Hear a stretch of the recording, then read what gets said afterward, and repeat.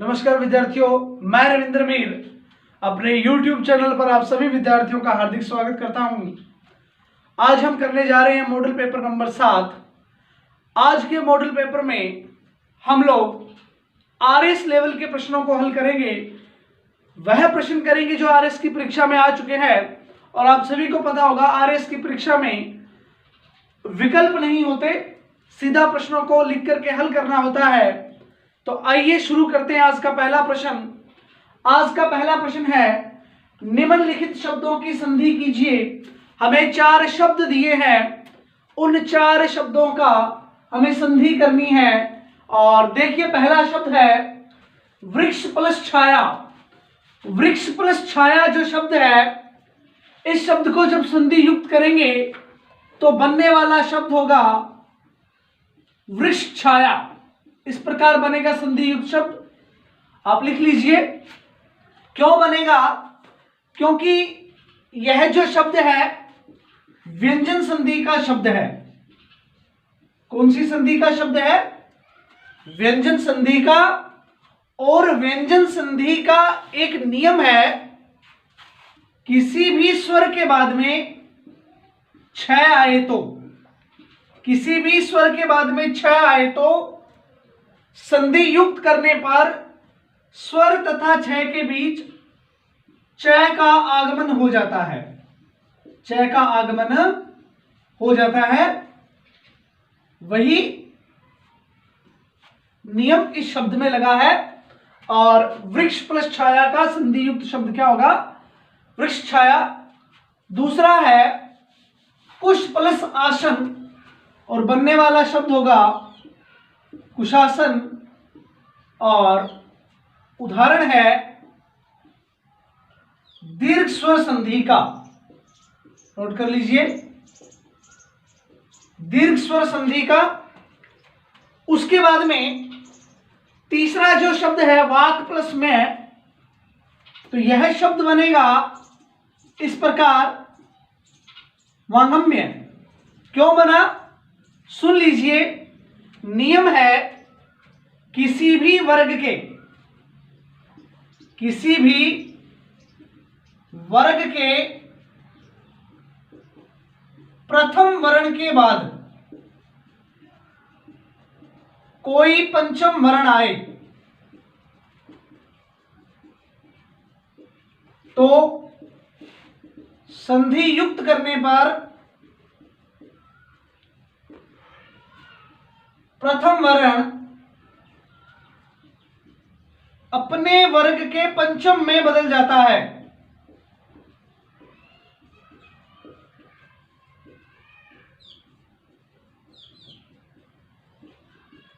किसी भी वर्ग के प्रथम वर्ण के बाद, किसी भी वर्ग का प्रथम के बाद कोई पंचम आए, मैं जो है पंचम वर्ण है, तो जब इनको संधि युक्त करेंगे तो जो प्रथम है वो अपने ही वर्ग के पंचम में बदल जाता है। तो संधि युक्त करने पर बनने वाला शब्द होगा वागम्य। अगला जो शब्द है नंबर 4 जो विकल्प है नदी प्लस अर्पण, संधि युक्त करने पर बनने वाला शब्द होगा नदी अर्पण। और संधि का नाम लिख लीजिए यण संधि। यण संधि, और यह जो है व्यंजन संधि का उदाहरण है। आप नोट कर लीजिए इस प्रश्न को पूरा, उसके बाद में बढ़ेंगे 2 नंबर प्रश्न की ओर। नोट कर लीजिए पहले प्रश्न नंबर 1 पूरा। अब है प्रश्न नंबर 2। प्रश्न नंबर 2 है, निम्नलिखित शब्दों की संधि कीजिए। जिस प्रकार हमारा पहला प्रश्न था उसी प्रकार हमारा दूसरा प्रश्न है। हमें इन 4 जो विकल्प है इन सभी को संधि युक्त करके लिखना है। देखिए पहला शब्द है प्र प्लस उन्नति। प्र प्लस उन्नति को जब संधि युक्त किया तो बनने वाला शब्द होगा, नोट कर लीजिए, प्रोन्नति। और उदाहरण है गुण संधि का। कौन सी संधि का? गुण संधि का। और देखिए गुण संधि का नियम है ए या आ के बाद में उ या उ आए तो, ए या आ के बाद में उ या उ आए तो दोनों को संधि युक्त करने पर ओ बनता है। और यह जो नियम है वो कौन सी संधि का है? गुण संधि का। दूसरा है पो प्लस अन। पो प्लस अन से बनने वाला शब्द होगा पवन। और यह जो शब्द है कौन सी संधि का है? अयादि संधि का।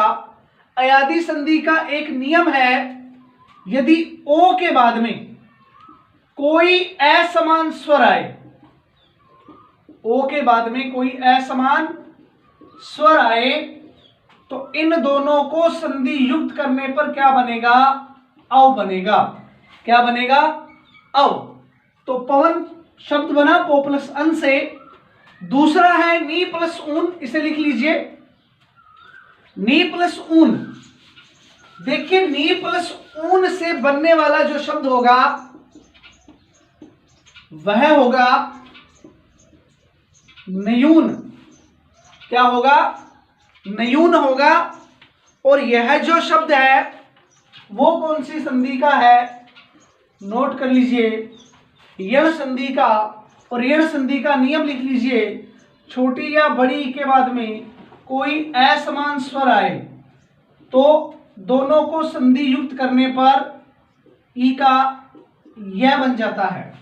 ई का क्या बन जाएगा? यह। और वी प्लस अग्र लिख लीजिए, व्यग्र। और यह भी उदाहरण है कौन सी संधि का? यण संधि का। मेरा एक प्रश्न है आपसे, पौ प्लस अन, पौ प्लस अन को जब आप संधि युक्त करके लिखोगे तो बनने वाला शब्द क्या होगा? बनने वाला शब्द होगा पावन। क्या होगा? पावन। और कौन सी संधि? अयादि संधि। आप इस 2 नंबर प्रश्न को पूरा नोट कर लीजिए, फिर हम बढ़ेंगे प्रश्न नंबर 3 की ओर। अब है प्रश्न नंबर 3। प्रश्न नंबर 3 में पूछा है, निम्नलिखित शब्दों का संधि विच्छेद कीजिए। अब हमें संधि युक्त शब्द दिए हैं 4 और इन चारों शब्दों का हमें संधि विच्छेद करना है। तो देखिए आपका पहला प्रश्न है मुखारविंद, और मुखारविंद का संधि विच्छेद हो जाएगा मुख धन अरविंद। क्या होगा? मुख धन अरविंद। और यह जो शब्द है उदाहरण है कौन सी संधि का? नोट कर लीजिए, दीर्घ संधि का। दूसरी बात, मुखारविंद शब्द में आपसे समास पूछा जा सकता है। समास कौन सा है? तो मुखारविंद में आप उत्तर देना कर्मधारय समास। कौन सा समास? कर्मधारय समास। और समास विग्रह नोट कर लीजिए, अरविंद रूपी मुख, अरविंद रूपी मुख। और यह जो अरविंद जो शब्द है यह पर्यायवाची है किसका? नोट कर लीजिए, कमल का। किसका? कमल का। अब है दूसरा शब्द दैत्यारी। तो दैत्यारी जो शब्द है उसका संधि विच्छेद होगा दैत्य प्लस अरि। दैत्य प्लस अरि। और अरि का मतलब होता है शत्रु। अरि यानी शत्रु। और यह जो शब्द है उदाहरण है कौन सी संधि का? नोट कर लीजिए, दीर्घ संधि का। उसके बाद में देखिए तीसरा जो शब्द है सन्मति। सन्मति जो शब्द है व्यंजन संधि का उदाहरण है और संधि विच्छेद होगा सत प्लस मति। जैसा कि मैंने आपको पहले प्रश्न में बताया था, किसी वर्ग के प्रथम वर्ण के बाद में कोई पंचम आए तो संधि युक्त करने पर जो प्रथम है वो अपने ही वर्ग के पंचम में बदल जाता है, तो तय का पंचम होगा न। तो सत प्लस मति यानी सन्मति शब्द बना, व्यंजन संधि का उदाहरण है। उसके बाद में चौथा प्रश्न शब्द है पर्यंत, और पर्यंत का संधि विच्छेद नोट कर लीजिए, परि प्लस अंत। और उदाहरण है कौन सी संधि का? यण संधि का। कौन सी संधि का? यण संधि का। प्रश्न नंबर 3 को आप नोट कर लीजिए। उसके बाद में बढ़ते हैं प्रश्न नंबर 4 की ओर। अब है प्रश्न नंबर 4, निम्नलिखित उपसर्गों से दो दो शब्द बनाइए। हमें दो उपसर्ग दिए हैं आ और उत। इन उपसर्गों का प्रयोग करते हुए हमें दो दो शब्द बनाने हैं। देखिए, आ उपसर्ग से बनने वाले जो शब्द होंगे, आप कोई भी शब्द बना सकते हैं। शब्द वो होना चाहिए जिनमें उपसर्ग का प्रयोग हो। जैसे कि मैं कहूं आहार, आहार में आ उपसर्ग है, यानी कि ये जो आहार शब्द है आ उपसर्ग से निर्मित है। एक मैं कहूं आजीवन, एक लिख लीजिए आप आमरण। हमें दो दो का कहा था लेकिन हमने 3 बना लिए, कोई बात नहीं। उसके बाद में दूसरा जो उपसर्ग है उत, तो उत उपसर्ग से बनने वाले शब्द देखिए आप। यदि मैं कहूं उन्नति, उन्नति में उपसर्ग होगा उत। कैसे होगा बता दूंगा। एक शब्द है उज्जवल, और उज्जवल में दोनों जो है आधे। उसके बाद में एक शब्द लिखे आप उद्धरण। अब इन तीनों शब्दों में उत उपसर्ग है।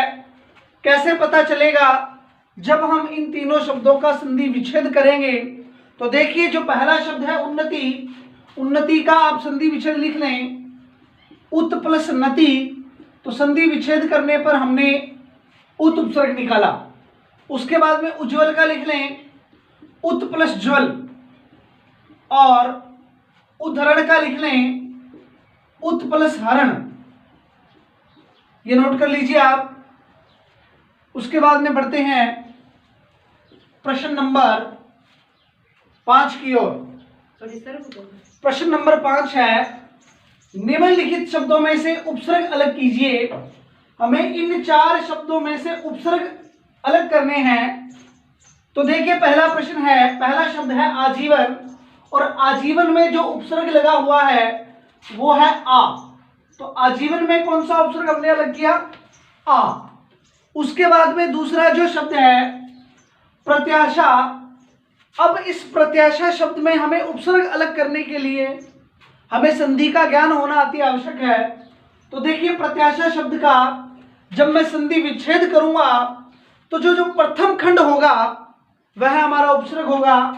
तो देखिए, प्रति प्लस आशा, तो प्रत्याशा जो शब्द है उसमें कौन सा उपसर्ग होगा? प्रति। कौन सा उपसर्ग होगा? प्रति। और न्यास में नी प्लस आस, और इसमें नी उपसर्ग है। और अभ्यर्थी में अभी प्लस अर्थी, और इस अभ्यर्थी में कौन सा उपसर्ग है? अभी। नोट कर लीजिए ये। उसके बाद में बढ़ते हैं प्रश्न नंबर 6 की ओर। प्रश्न नंबर 6 है, निम्नलिखित शब्द और प्रत्यय के संयोग से सही शब्द बनाइए। हमें शब्द और प्रत्यय के संयोग से बनाने वाले सही शब्द बनाने हैं। देखिए, पहला जो विकल्प है उसमें भूत प्लस इक, हमें भूत शब्द में इक प्रत्यय जोड़ के नया शब्द बनाना है।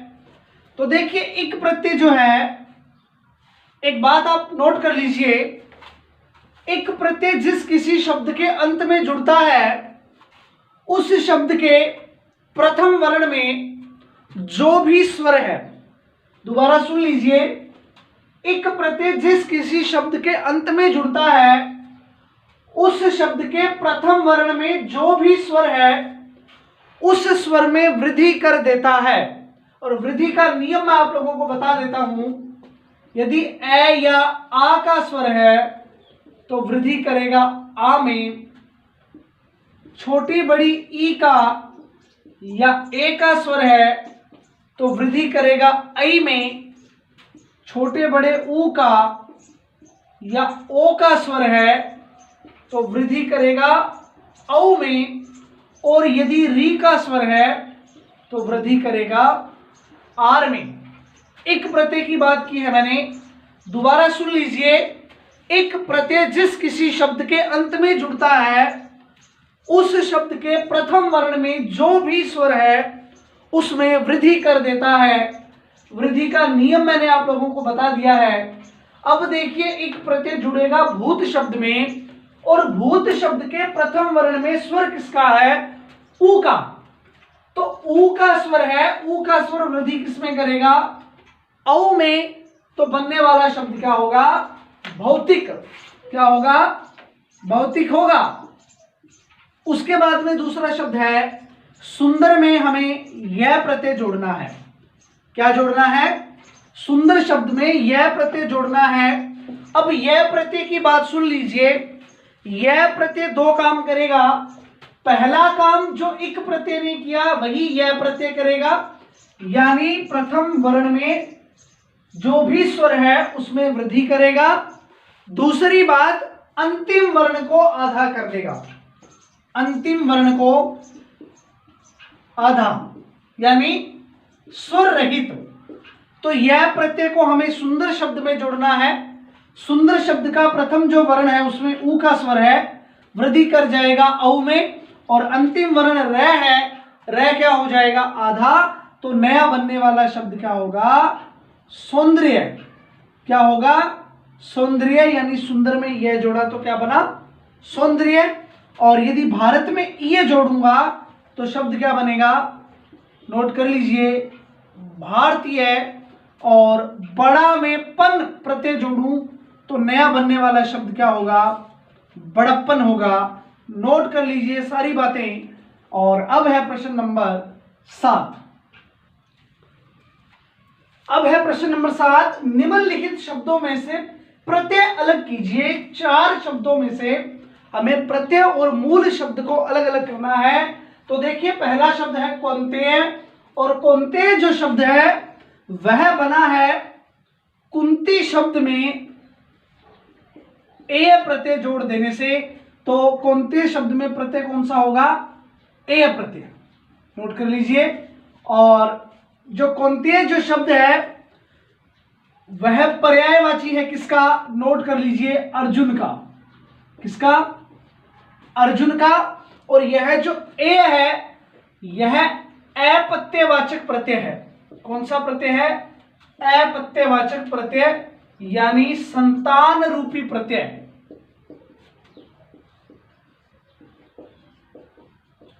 उसके बाद में नैतिक में कौन सा प्रत्यय है? तो नोट कीजिए, नीति है मूल शब्द, और इसमें प्रत्यय जुड़ा है कौन सा? इक। कौन सा प्रत्यय है? इक प्रत्यय। उसके बाद में जवानी, जवान जो है मूल शब्द है, और इसमें प्रत्यय है ई प्रत्यय। कौन सा प्रत्यय है? ई प्रत्यय। उसके बाद में कौमार्य में देखिए मूल शब्द होगा आपका कुमार। मूल शब्द क्या होगा? कुमार होगा। और प्रत्यय कौन सा होगा? नोट कर लीजिए, यह प्रत्यय। अभी थोड़ी देर पहले बता के गया था, यह प्रत्यय जिस किसी शब्द के अंत में जुड़ता है उस शब्द के प्रथम वर्ण में जो भी स्वर है उसमें वृद्धि करेगा, और अंतिम वर्ण को क्या कर देगा? आधा। तो कौमार्य में कौन सा प्रत्यय होगा? यह प्रत्यय। अब बढ़ते हैं प्रश्न नंबर 8 की ओर। प्रश्न नंबर 8, निम्नलिखित शब्द युग्म का अर्थ भेद लिखिए। हमें इन शब्द युग्म का अर्थ बताना है। तो देखिए पहला है पथ। पथ और पथ्य।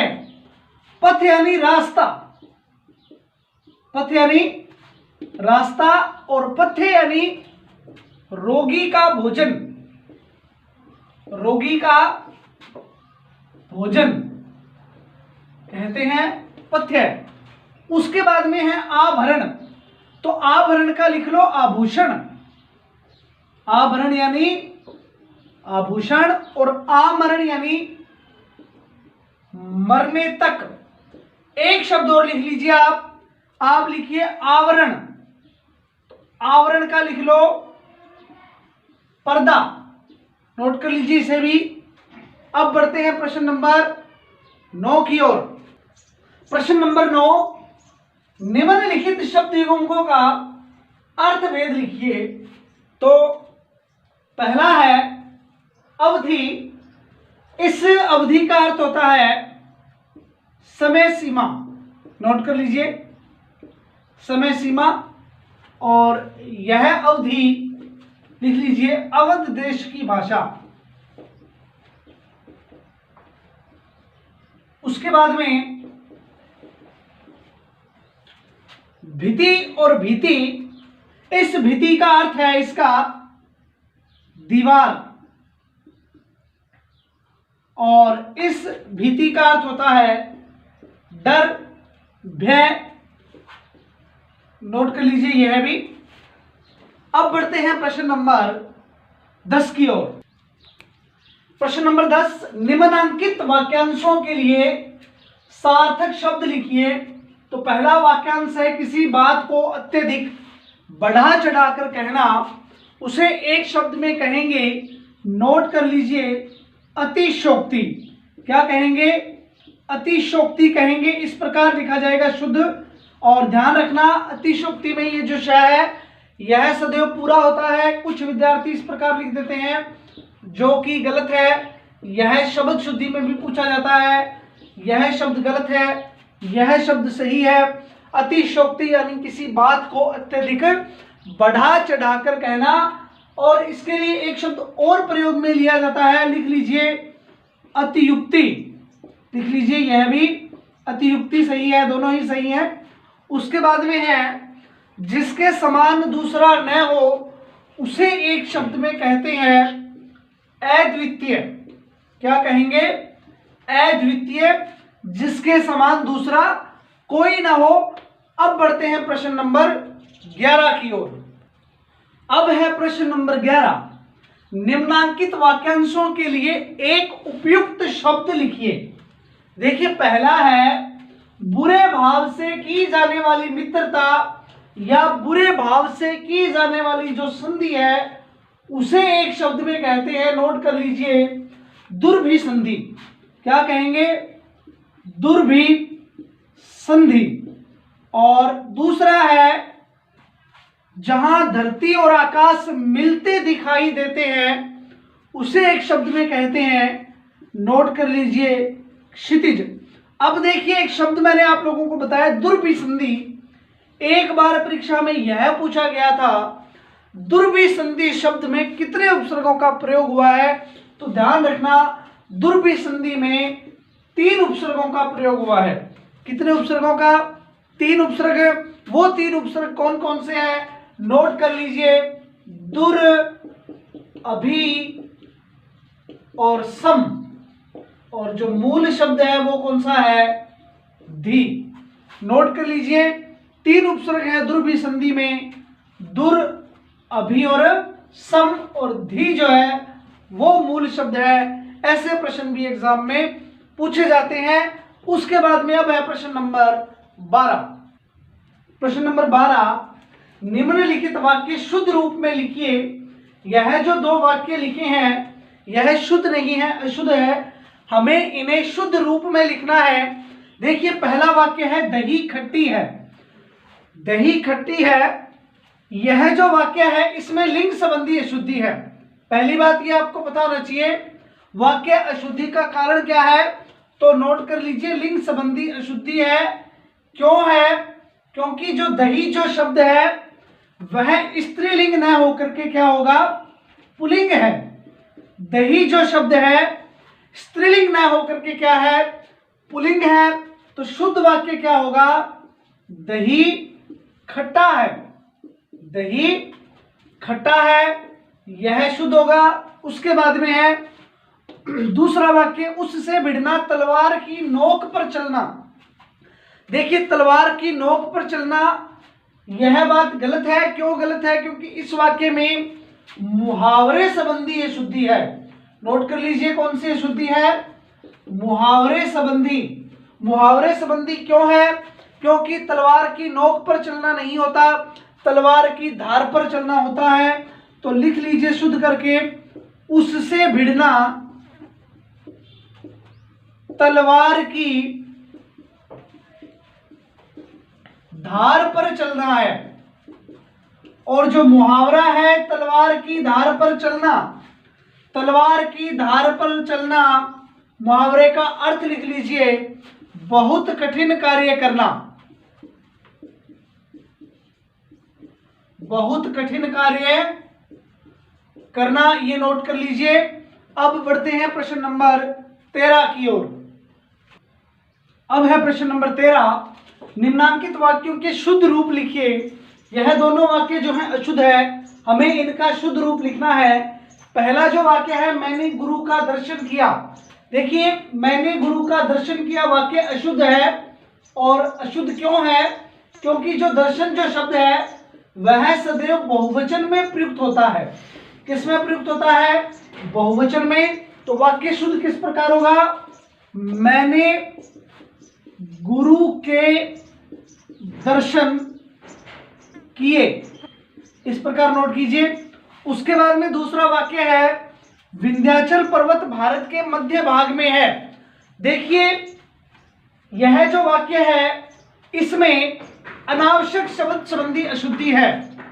अनावश्यक शब्द यानी कि जिस शब्द की हमें आवश्यकता नहीं थी।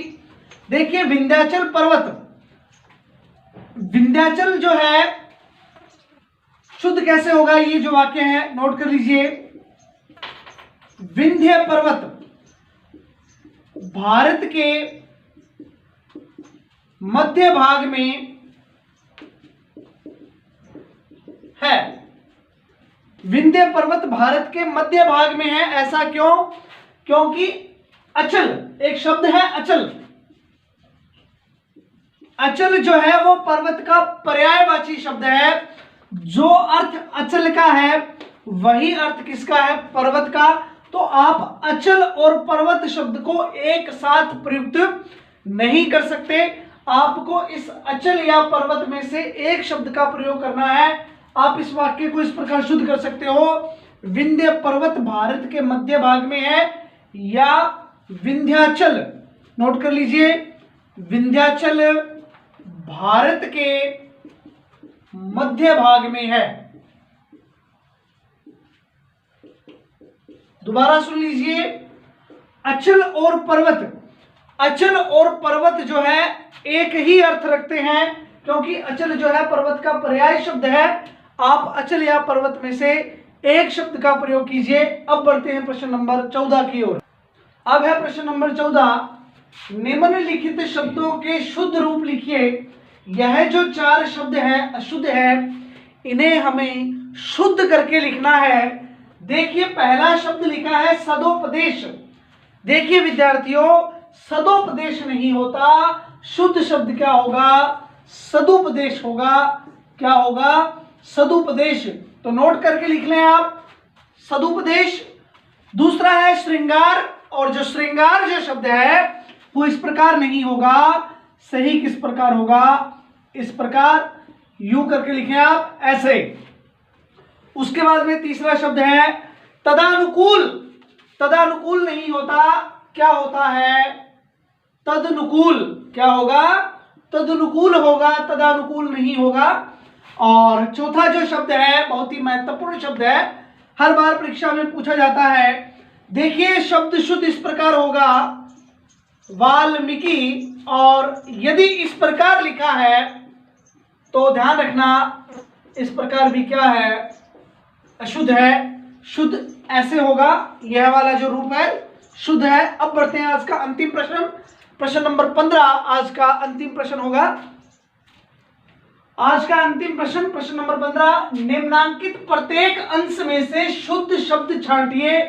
हमें इन 4 जो विकल्प दे रखे हैं, इन 4 में से हमें प्रत्येक में एक शब्द शुद्ध है वो छांटना है।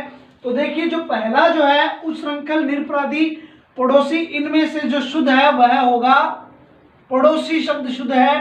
बाकी के जो 2 हैं वो अशुद्ध है। आप शुद्ध करके लिख लीजिए। इस शब्द को शुद्ध इस प्रकार लिखें, उच्छृंखल, इस प्रकार शुद्ध होगा। और देखिए, निरपराधी नहीं होता, शुद्ध शब्द क्या होगा? नोट कर लीजिए, निरपराध। क्या होगा? निरपराध होगा।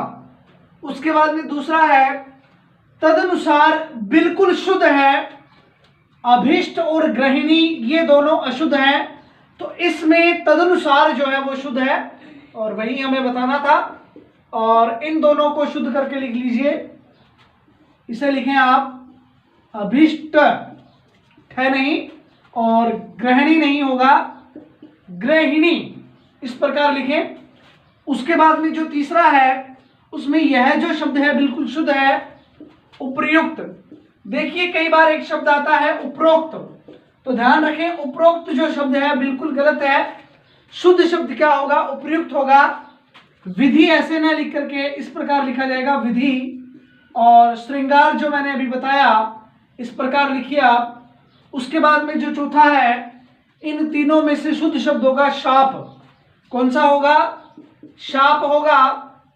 ध्यान रखें श्राप जो शब्द है अशुद्ध है, शुद्ध शब्द क्या होगा? शाप होगा। और उहा पोहा जो है उसमें बड़ा हुआ आएगा, और प्रामाणिक ना होकर के क्या होगा? प्रामाणिक होगा।